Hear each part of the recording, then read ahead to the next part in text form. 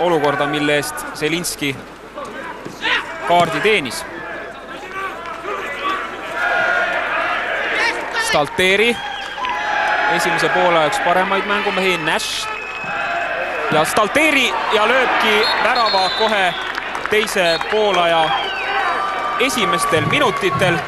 Nii et need kaks meest, kes ka esimesel poolajal Eesti väravat kõvasti ohustasid, Martin Nash ja Paul Stalteri, kahe peale selle rünnakuga lõpuni viisid teise poole alguses ja nii on siis Kanada meeskond läinud juhtima 1-0.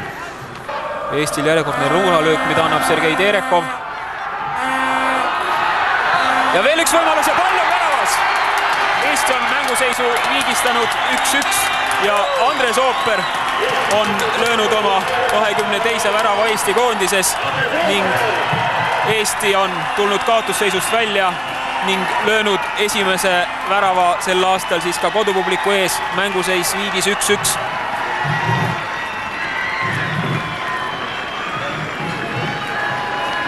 Ja selle meeste summa vahelt leidis siis Ooper selle võimaluse ja pall veel väravahi jalge vahelt lendas siis väravasse.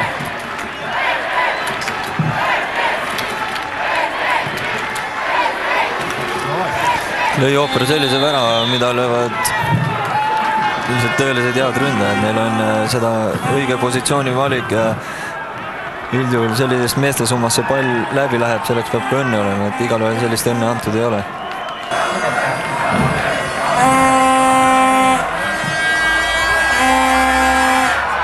Ja pall on väravas ja Andres Ooper on löönud teise värava mängu lisaminutitel ja Eesti on saamas võitu, sest väga vähe aega jääb nüüd veel Kanada meeskonnale, et üritada siit viigiväravat. Vaatame veel, kuidas Ooper väga täpselt suunab selle palli sinna väravahi kätte ja värava lati vahele ning 2-1 on Eesti meeskond mängu viimasel minutil juhtima läinud. Jah, kuigi siiamaani peamäng nagu edu ei olnud toonud palju, siis seekord kerkis Ooper seal kõige kõrgemale karistusalas ja viis Eesti 2-1 eduseisule. Ja oma osa oli siin ka Ingemar Teeveri nurgalöögil, mis siis täpselt Ooper